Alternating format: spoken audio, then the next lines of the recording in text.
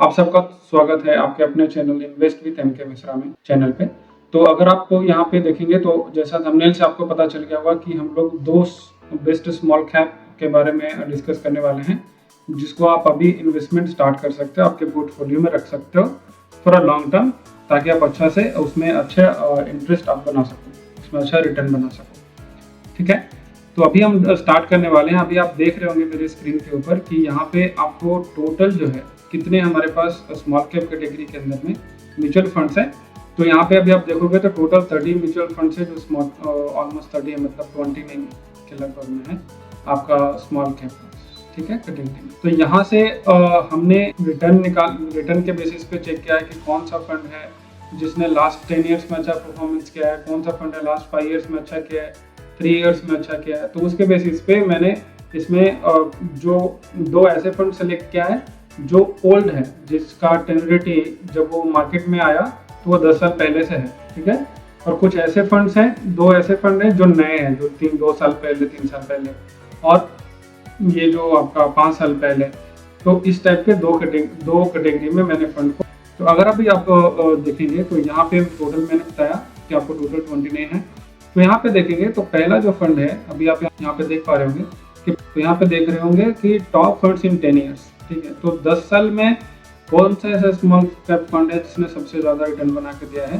तो यहाँ पे आप देखेंगे तो यह है Nippon India small cap fund direct plan. ठीक है, आपको डायरेक्ट प्लान अगर आपको पता नहीं है और रेगुलर प्लान पता नहीं है तो मैं जस्ट आपको कुछ सेकंड्स लूंगा।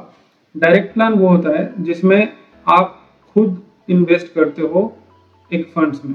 ठीक है, और रेगुलर प्लान वो होता है जो आपको किसी एजेंट के थ्रू किसी म्यूचुअल फंड में आप इन्वेस्टमेंट करते हो।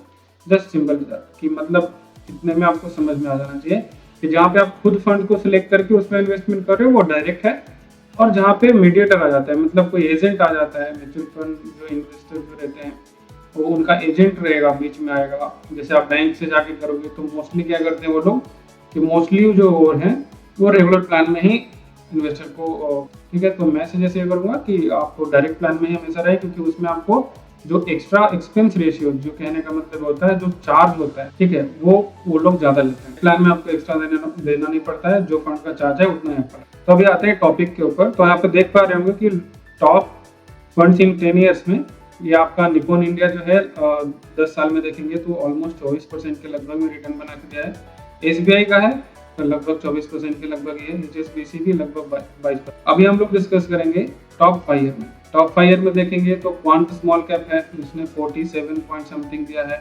फिर बैंक ऑफ इंडिया है जिसने 38.5 के हिसाब से दिया है। फिर निप्पॉन यहाँ पे भी है जिसने अच्छा परफॉर्मेंस किया है, टॉप 3 में है 5 ईयर्स में भी। तो निप्पॉन आप देख पा रहे होंगे कि उसने 10 साल में भी अच्छा परफॉर्मेंस किया है और 5 साल में भी अच्छा परफॉर्मेंस किया है। ठीक है, और इसको भी हम कंसिडर करेंगे कि टॉप 5 में कौन आया। तो 5 साल में आप देखेंगे कैनरा रेपको भी है और टाटा स्मॉल कैप भी है।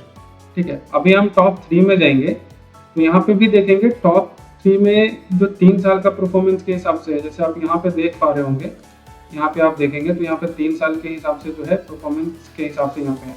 तो मैं एक बार यहाँ पे आप देख पा रहे होंगे तो 3 साल का हिसाब से हम लोग यहाँ पे देख रहे हैं। तो निप्पॉन का जो है और बंधन है और क्वांट है यहाँ पे आ रहा है।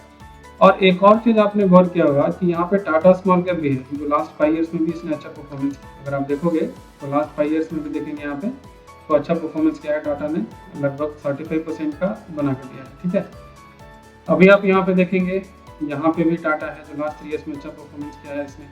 तो इसके हिसाब से आप देखेंगे तो आपको ये चीज दिखाई दिया होगा कि एक कॉमन फंड है जो हमेशा हमें दिख रहा है अच्छा परफॉर्मेंस करते हुए, लास्ट 10 ईयर्स में भी, फिर लास्ट आपका 5 ईयर्स में भी और 3 ईयर्स में भी। वो कौन सा फंड है? निप्पॉन का स्मॉल कैप। ठीक है, बट ये अच्छा फंड है, इसका ये भी बहुत ज़्यादा है। देखिए इसमें ये फंड सही है, लोग बहुत ज़्यादा इसमें इन्वेस्टेड भी हैं और बहुत ज़्यादा इन्वेस्ट कर भी रहे हैं। बट अगर आप पर्सनल ओपिनियन कहेंगे तो मैं इसमें राय नहीं देता हूँ। मैं ये इसकी वजह से नहीं देता हूँ और ये मेरे पोर्टफोलियो में भी नहीं है। रीज़न है क्योंकि निप्पॉन क्या है ना, इसका ईयरिंग साइज बहुत ही बड़ा हो गया है। और स्मॉल कैप कंपनीज कौन सी होती है? जो छोटे कंपनीज होती है, जो नए नए मार्केट में लिस्टेड होती है, उनको अभी ग्रो करना है। ठीक है, तो अभी क्या है, उनका मार्केट कैप स्मॉल होता है। ठीक है, तो अभी इनको क्या है कि फंड ज़्यादा खरीदना पड़ता है। तो इसमें प्रॉब्लम क्या होता है कि ज़्यादा फंड इन फ्यूचर में अगर आपका ज़्यादा इनका और भी एम जो है अगर ज़्यादा होता जाएगा तो इनको मैनेज करने में थोड़ा प्रॉब्लम हो सकता है इन फ्यूचर में। मैं नहीं कह रहा हूँ फंड खराब है, अच्छा है, आप चाहें तो इन्वेस्टमेंट कर सकते हैं, बट इन पर्सन अगर मैं बोलूँगा तो मुझे ये पसंद नहीं करता है, क्योंकि देखो 20, 30, 25 प्लस है इस कैटेगरी में फंड्स। तो ऐसा नहीं है कि सारे खराब हैं और सारे अच्छे हैं, ठीक है, बट निपॉन ने अच्छा परफॉर्मेंस किया है हमेशा, बट अभी इसका ईएम साथ ज़्यादा है। फिर भी मैंने इसको आप देखोगे तो मेरे old fund which is doing good इसमें मैंने रखा हुआ है, तो निपॉन का है और एचएसबीसी का है, जो पुराने फंड्स हैं और वो अच्छा परफॉर्मेंस कर रहे हैं। एचएसबीसी को आप कंसिडर कर सकते हो अगर आपको पुराना फंड लेना है, उसके साथ में जाना है तो। और मैंने नए फंड रखे हैं। देखिए नए फंड में क्या होता है ना कि उनका मार्केट कैप जो, जैसे अभी देखोगे एयूएम साइज, आप यहाँ पे आप ये देखो तो आपको एक समझ में आएगा। यहाँ पे आप देखो तो यहाँ पे जो समझ में, यहाँ पे देखेंगे तो इसका एयूएम क्या है, 8,500 करोड़ के लगभग में, ठीक है। तो इस फंड को जो मैनेजर मैनेज कर रहे हैं उनको मैनेज करने में मुश्किल नहीं होगा, क्योंकि फंड साइज उतना बहुत ही ज़्यादा बड़ा नहीं है। ये अपने हिसाब से स्टॉक पिक कर सकते हैं। इनको ऐसा नहीं रहेगा कि नहीं मुझे वो खरीदना ही है या फिर नहीं खरीदना है। तो मुझे इस टाइप का जो है एईएम साइज जो मोर देन 5,000 करोड़ है, तो वो मुझे बेसिकली सही लगता है, क्योंकि फंड मैनेजर के पास में ना ऐसा रहता है कि स्मॉल कंपनीज है तो उनको ज़्यादा तो वहाँ पे पैसे इन्वेस्ट करके खरीदना नहीं होता है, राइट, क्योंकि स्मॉल कंपनीज में ज़्यादा मार्केट कैप के ऊपर रहते नहीं, ज़्यादा प्राइस में नहीं मिलता है स्टॉक, कम प्राइस में मिलता है। तो ज़्यादा स्टॉक ना खरीद के फिर भी आप बंधन का देखोगे मोर देन 100 प्लस है, तो आप समझ सकते हो फंड मैनेजर कैसे इन्वेस्टमेंट कर रहे हैं, ठीक है। अब टाटा का देखो, टाटा का आपको लगभग में कितना पड़ेगा, तो आपके पास यहाँ पे 9,000 के समथिंग में है। अभी आपको यहाँ पे मैं बताऊँ, यहाँ पे देखेंगे तो यहाँ पे देखिए 9,319 करोड़, जस्ट इतना ही है टाटा का, ठीक है। यहाँ पे देखिए 9,319 है ना।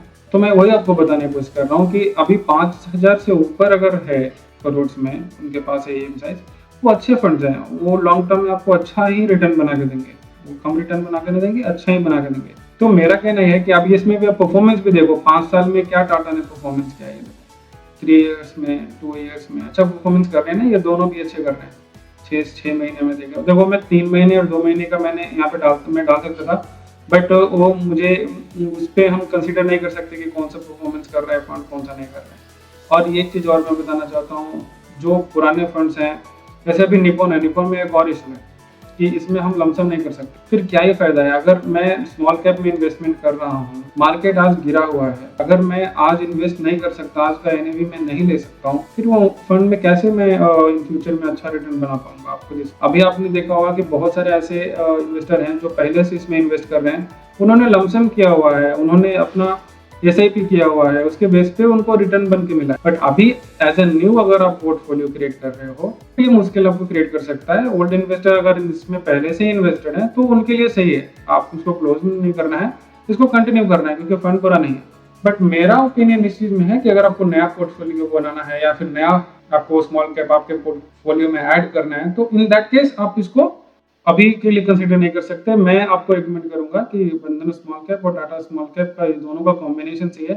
एक है जो अभी तो सारे जो एग्रेसिव ही हैं दोनों जो फंड्स हैं, बट एक है कि उसमें भी ज़्यादा डाइवर्सिफाई किया हुआ है। जैसे अभी बंधन small cap more than 100 stock purchase है इसके पास। टाटा स्मॉल कैप इसने गिने चुने स्टॉक जो इसको लगता है कि हाई ग्रोथ करेगा इन फ्यूचर में, तो उन फंड मैनेजर जो इनके हैं उस टाइप का इसमें ग्रोथ स्टाइल और इसमें टाटा स्मॉल कैप में वो देखते हैं, ठीक है। और बंधन का क्या है कि बंधन स्मॉल जो कंपनीज होती है जो अभी अभी मार्केट में लिस्टेड हुई है, जो ग्रोथ, जैसे कि इसमें क्या है कि Tata small cap growth companies में करती है और वो नया है, बंधन जो स्मॉल कैप है इसके मैनेजर है वो नई कंपनीज में इन्वेस्टमेंट करते हैं। तो इस टाइप से आप देखोगे तो ये दोनों मैं कंसिडर आपको बोलूँगा करने के लिए। But in that case also मैं एक चीज़ आपको बताना चाहता हूँ आप सबको, ये मेरा रिकमेंडेशन जस्ट ये जो मैंने बनाया है, जो भी आपको सारा ऑप्शन दिखाया है इसमें, तो ये सब कुछ जो मैंने आपको बताया, जानकारी दिया, ये जस्ट फॉर एजुकेशन पर्पस है। फिर भी अगर आपको कोई भी चीज़ इन्वेस्टमेंट करना है तो मैंने आपको इसमें सारा चीज़ बता दिया। आप देखोगे थोड़ा सा मैं आपको एक और ब्रीफ करता हूँ। जैसे अभी निपॉन देखो, ठीक है, निपॉन इंडिया का स्मॉल कैप देखो, इसका देखो रिटर्न है ना, इसने कभी भी कोई भी जगह पे अपने कैटेगरी एवरेज से कम रिटर्न नहीं दिया। आप देख सकते हो कोई भी जगह पे कैटेगरी एवरेज से कम रिटर्न। फिर आप देखेंगे इसमें आएंगे, आप इसमें जाएंगे तो आप देख सकते हैं आप टाटा स्मॉल कैप को देखो तो ये भी अच्छा परफॉर्मेंस कर रहा है, इसने भी अपनी कैटेगरी एवरेज को कभी भी आउट परफॉर्म ही किया है, कहीं पे भी देख सकते हो। फिर बंधन का भी सेम ही है।